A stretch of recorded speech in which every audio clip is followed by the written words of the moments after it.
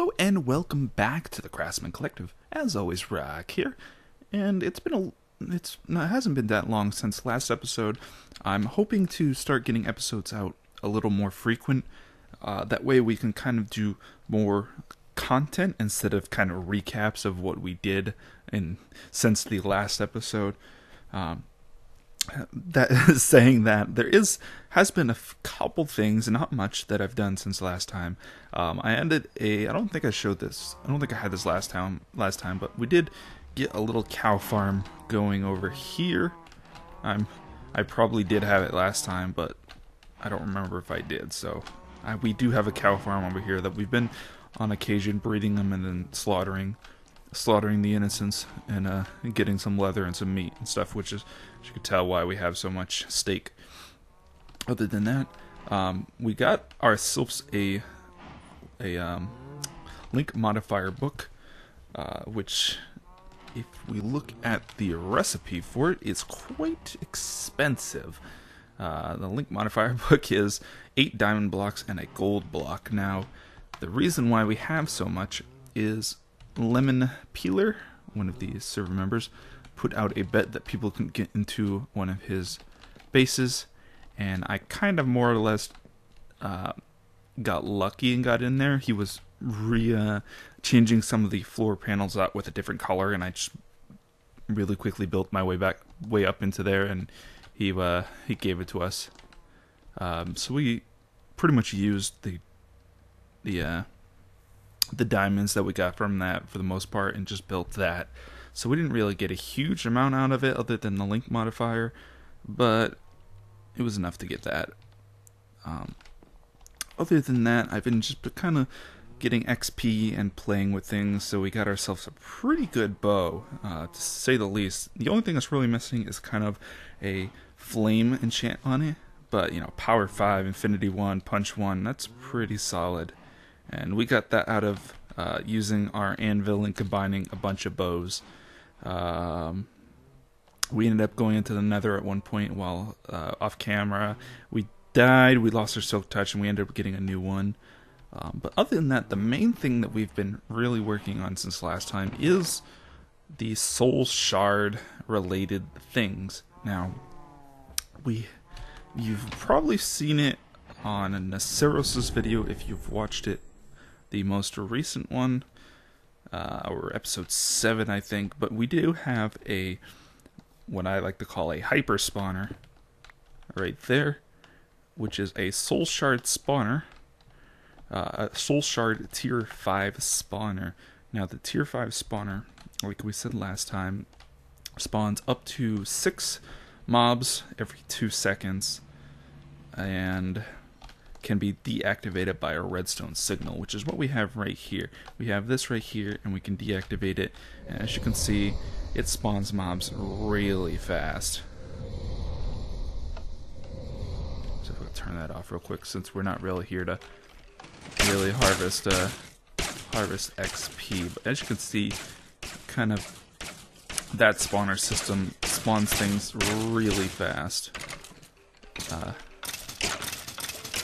So that's kind of what we're dedicating this episode to, is the soul shard mod. Now, we've been off camera, as you saw, with that chest. Let's go look at it a little bit more in depth. But in general, we've been focusing our time towards the soul shard mod. Now, we have that one skeleton spawner in there. We'll be able to move that with our portal gun, luckily. But other than that, we have, we've been exploring around we've been exploring around in the main world, as well as we have a dungeon world that we've kind of thrown five dungeon symbols on. I don't know if it helps, but we have it. And we've been exploring around, gathering spawners, and then consuming them into the soul shards, as it gives us a full tier of spawn. So, along with the one skeleton spawner that we do have, we have a tier 2, another tier 2 skeleton shard. We've got a tier 0 zombie pigment shard, but we've been slowly killing them by hand We have a fully tier 5 cave spider, tier 4 zombie, tier 3 spider, tier 2 blaze, and then some regular angry zombies from Thaumcraft 3 and a regular tier 0 magma cube shard.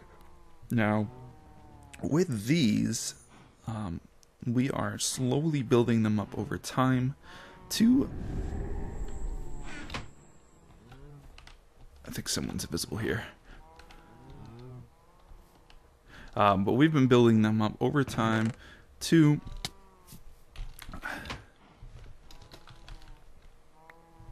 Oh, he's invisible. You're invisible.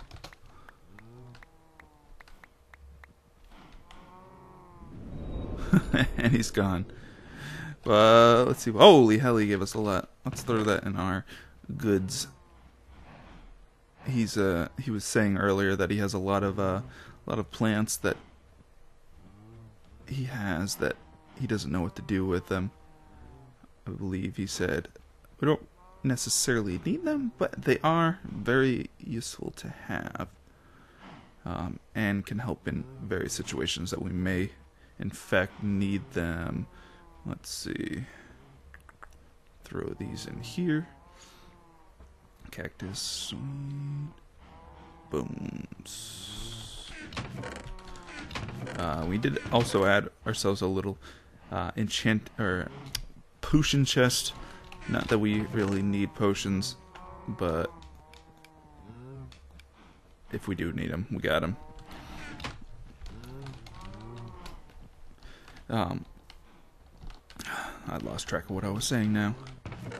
But we've been working on upgrading these for our next project, which we're going to be doing today, or at least starting up today, and setting up kind of the infrastructure for it.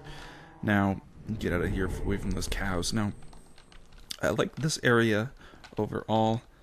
Unfortunately, these kind of spawner systems are very bulky, and can take up a lot of space. So, you know, we may have one is right here. This area by itself is a 41 by 41 by 6. 1, 2, 3.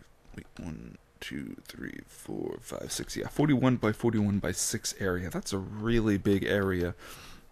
Now, if we wanted to have multiple different spawners in different areas, that's going to take up a huge amount of space. Now, there are ways to make this smaller, which is the project that we are doing today. Now, with the conventional spawner system, prior to the Soul Shards mod, which we just found out about recently, this kind of system where we have, you know, a spawner there, spawner there, spawner there, spawner up in the ceiling and spawner down on the floor where we stand on that one platform, would have been kind of the most optimal way to gain XP.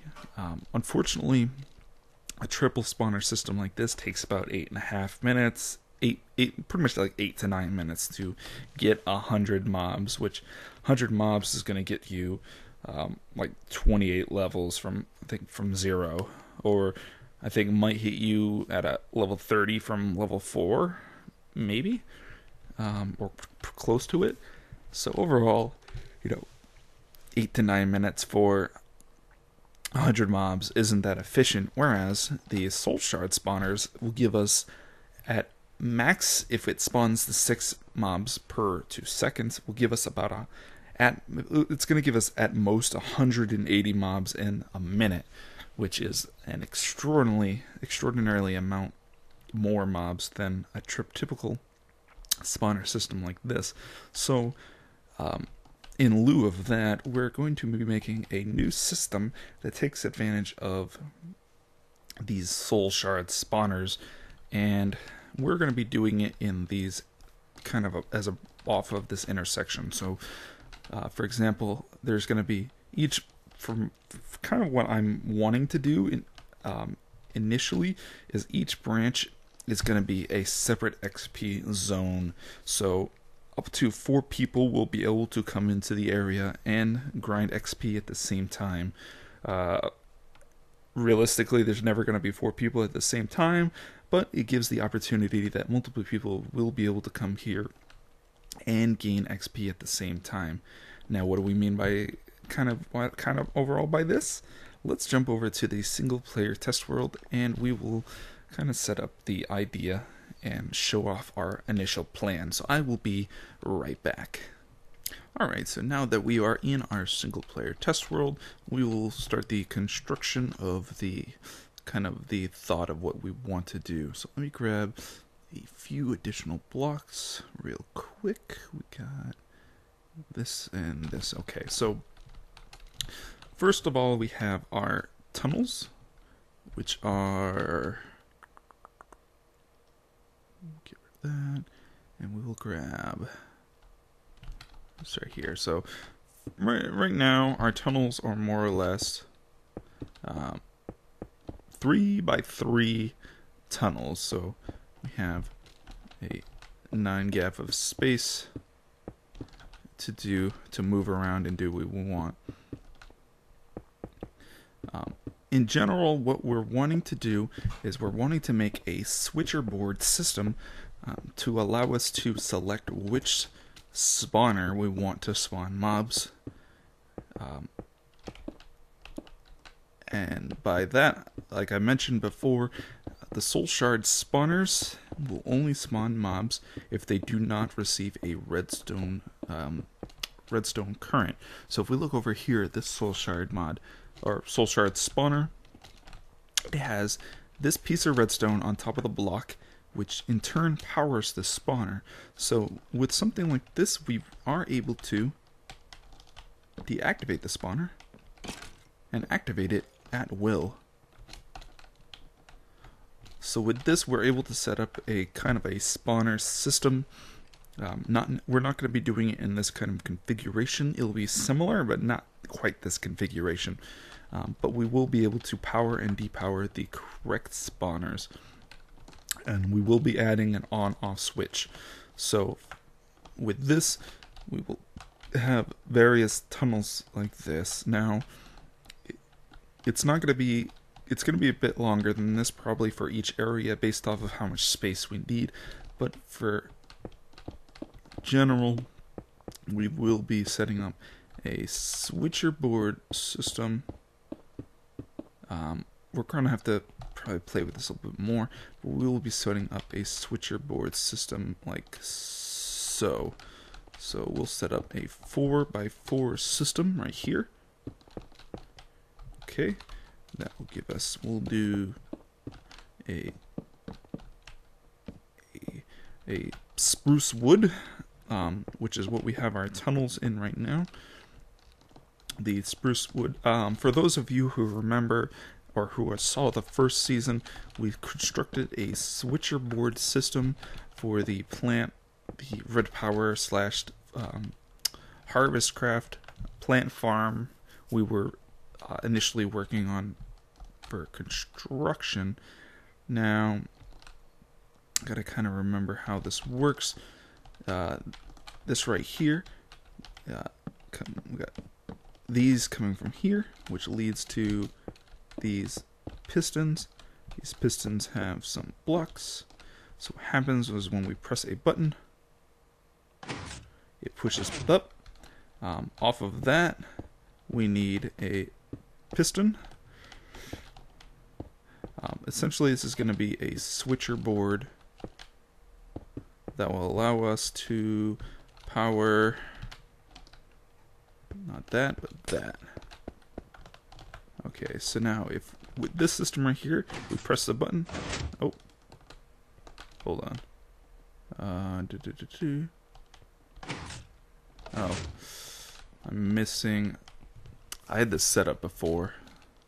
Hold on. Oh, her. Things don't work normally if you don't have the correct components. So we add these repeaters right here. So now if we press this, okay. Now with this switcher board, let me add this right here. The switcher board will keep the item that we have selected unpowered. So we can see it like that.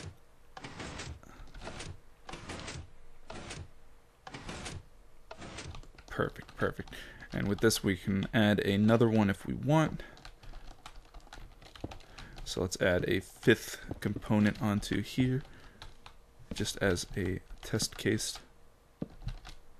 And we need a sticky piston, a block, a light. Throw on our stairs, and a button. But essentially we can almost make it as long as we want, as long as this is kind of the 15 meter limit. It doesn't get exceeded. How we want to do this is probably something like this, with repeaters on top. Oh, that's not going to work.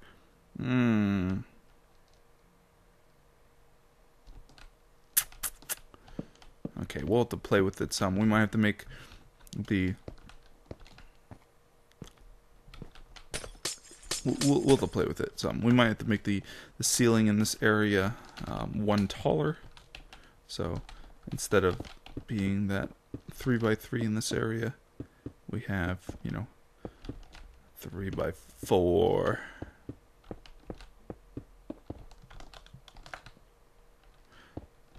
But you get the idea. Essentially, we're going to have some type of switcher board system right here. The idea behind this is that these will be associated with some type of mob, either by a sign or by a frame, a item frame. And with the item frame, we can set up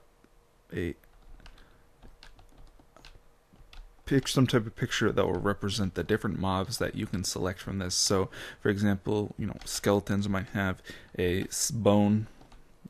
Zombie pigmen might have a gold nugget. Zombies might have zombie flesh, and so on and so forth. So that's kind of the idea we're going to have with these switcher board, is that you'll come in here, be able to select what you want. So right here, let's say we want to kill, we need materials, and we need, is a bone not a material? Okay, well, just bone. Bone. There we go. Alright, so like for this example, we'd have a bone. Over here, we'd have some type of, I'm not going to really build it out, but right here we'd have the spawn point, kind of like we had right there. So we'd have a setup similar to that over here, where the mobs would spawn into. Over on this side, we would have a couple different switches. So one would probably turn on the spawner system itself. So you can turn it on and turn it off. It'd just be a lever. Another one would activate the pulverizer, which would be or a crushinator, whatever you want to call it. It would be this switch right here that would activate the piston crusher for enough time to put the mobs at a half a heart. And I think with a system like this, we could customize the crusher to be the appropriate time based off of what type of mob it is. I think for pretty much all the mobs that are going to be in this system, they're, I think, all the same, but in general we would be able to set it up so that we'd be able to customize how long the spawner, not the spawner, but how long the crusher lasts for. Since we could kind of branch off of this, or even that. Oh no, not that. Off of this, maybe. Oh, there we go. We could branch off of either that or that, and we could set up any crusher timing stuff that we need to. But overall, this is kind of the idea / approach that we will be going with for the spawner area. With this, it's going to give us a lot more of a compact nature, in that the player doesn't have to, or us, or other people on the server don't have to run way off to various areas of the world in order, or of the kind of the spawner farm, in order to pick what mobs we want. We can come over here, we want to kill pigmen today. We want to get, gold nuggets, and so we come over here, activate this. Over here we'll have some type of lever. So be like, all right, and turn on the farmer. It'll turn on the farmer. It'll activate an AND gate that's going to be branching off of it'll be branching off of this system right here and that lever right there, and it will just turn on that particular spawner and then start spawning those mobs. And then, we don't want to spawn those mobs anymore. Activate this, come over, press the crushinator. The mobs start getting crushed, get to the half a heart mark, and then we kill them either, our fist because they're half a heart, kill them with a sword, or kill them with some type of potion. Overall, that is kind of the system that we are ideally shooting for. Not only is it going to make it easier for us, but anyone else who wants to farm. Now, spawner setup wise, we're not going to be using this particular setup right here because it is fairly bulky in itself, that it takes up a 10 by 10 area in order for one spawner. Now we can set up a much more efficient method for these soul cages. So let's search in here for the soul cage for demonstrational purposes. Now, typically a mob is going to spawn in a 3 or a 8 within a 8 meter radius. So first things first is I don't know where that lag's coming from. Essentially right here, with the exception of the one additional, is the radius of a normal spawner. And of course we need the block on top for the spawning. So let's get rid of these extra ones right here. That is kind of the radius plus, one additional that we would be spawning a mob in. Now, I think the idea that we want to do is this right here is 3 meter, the 3 radius. We're either going to be placing a soul cage right here with 3 spaces in between, or right here with 4 spaces in between, giving us a much more compact nature to it. So, like, for example, we have 1, 2, 3. Now, if we look at our coordinates, we need to find the 0, 1, that direction. Even if we did, not sure where that lag is coming from. Even if we did a 4 radius off of this, and then a 4, 1, 2, 3. What's that? 1, 2, 3, 4. Even that right there is a much more compact kind of nature than that. If we wanted to put 2 mob spawners side by side, and take into consideration this side right here is shared between the 2, that's still 10 on one spawner and 9 on the other. It's 19 blocks in order to get the spawners to spawn efficiently. Right here, this kind of system is, we got, let's count it out here. We got 1,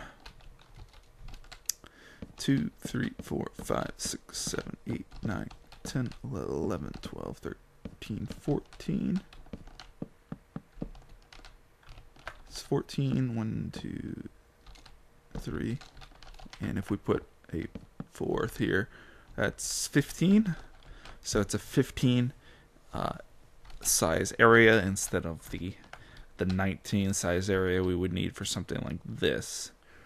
So, ooh, I'm not sure where that lag's coming from. I'll have to look at that. But overall, this is what we're going to be doing, and you know, we'll have the spawner, the two spawners right there. We'll most likely be making it either a 3 wide spawner system or a kind of a cube or a 2x2 spawner system, and all of that will be activated by redstone. Hold on 1 second here. Okay, I'm back. I'm not sure what that was. I just paused the recording and restarted it, but overall, this is kind of, I think, what we're going for. It's either going to be a 3 wide spawner system or a 2x2 spawner system, like I was saying. And then, of course, above each spawner, we'll have, you know, the redstone torches and redstone, the kind of platforms overall. So there's going to be a ceiling over each of these with some type of way to power and depower it over all of them. So this is what we are thinking for our spawner system in comparison to the old way for a spawner farm. So we're now going to jump back over to the main server, and I'm going to do some setting up, and then I will cut back in and show you the results thus far. So I'll be right back. Alright, so we are back, and after much work, we have our spawner system set up. Now we have a few different things that we mentioned before. We have our selector panel hooked up to 6 separate spawners. It's bigger than I initially kind of went through with the prototyping, but we have 6 spawners, or 6 potential spawners that can be hooked up to this. We have a raise lower switch for this thing, so if we need to go in here, clean up some drops, we can go in there. We have our Crushinator button, which will put the mob, which will do inflict 19 hearts of damage, putting the mob at half a heart essentially, or 1 heart. Pretty much, you can punch them, kill them. And then we have our on-off switch that is based off of the whatever selected mob we have. So let's go over here and try to get a nice little glimpse of how it all works. This is the Crushinator. It is 23, including this, the T flip-flop essentially, and this right here, and these, it's a 23, from here, right here, all the way around, it's 23 repeaters at full delay. So behind this wall is our spawners. Let's take a quick glance in there. As you can see, we have 6 spawners. 1, 2, 3, 4, 5, 6. Only one spawner has a soul shard in it at the moment, but we have the potential to have 5 more spawners at the very least, including things like zombies and zombie pigmen, blaze potentially. I believe a blaze is too tall. I'd have to double check, but I believe a blaze would work in this system. Creepers, etc., etc. So overall, we have room for 5 more mobs in the spawner. This is the back of the wall where the spawner is. This is the selector panel. And if we come over here, we'll end up digging up into the ceiling right about here. There we go. And right here is where we start getting into the selector panel. So these are the selector, these switches are hooked off of the selector panel. This off one right here is the one that is actually selected, and it goes through this whole switcher board system, and all of these go into a inverter, which means that only one of these is selected. This line right here is the line that is for the power, the on-off switch. The on-off switch comes over here, and all of these spawners are hooked up to an AND gate. Now, they get powered. One source of power, one section of the AND gate that gets depowered is from the on-off switch right here. It goes through and turns off one of the torches in the AND system. The other section of the AND gate that gets turned off is from the switcher board. So right now, as you can see, this line right here is selected, which depowers this torch. This torch right here is hooked up to the on-off switch. So if this system was turned on, that torch would get deactivated. In turn, activating this torch, deactivating this torch, and essentially turning this spawner on. So this is kind of the whole system. Let me see if I can get some. Overall, this is the system. This is actually the second rendition of the system. The one I had previous to this was a bit messier. I guess it was a lot messier than this. This is actually fairly clean compared to the previous rendition. But unfortunately, after setting up the whole system and testing it, I realized that the spawner was way too close to the collection zone right here. And we had to move the spawners away from the collection zone. Because typically spawners, although they spawn in a 8 by 8 radius, with the spawners centered on a particular point, the spawners do check within a 17 by 17 radius, I believe, for mobs. And what that means is we had to move the spawner back a significant amount. So the original spawner was somewhere like right, I think it was like right here. Yeah, the original spawner was like right here, which was way too close to the spawner collection zone, which means that it could only spawn a couple waves of mobs of skeletons, and then it wouldn't be able to spawn anymore. So we ultimately had to move the spawner system back even further, and I believe there's 16 or 17 spaces of, I think it's 17. There's like a 17 distance between the collection zone and this spawner right here. So overall, there shouldn't be any implications from that, and we should get full efficiency. We spaced the spawners with 4 spaces in between, meaning that regardless of where they spawn, it should be full efficiency with the exception of the spaces above the spawner. Unfortunately, there's not really any way around it because we need to be able to power and depower this spawner, right, or the spawners in general, but overall it's only 1 or 2 spaces of inefficiency. And as you can see, we ended up making one giant Mystcraft gate to spawn over to the spawner instead of having individual gates. Because if we ended up doing individual gates, we would have to make the whole area larger in general. That way the mobs wouldn't have the potential of spawning and dropping down onto the gate corners. Overall, I think having one large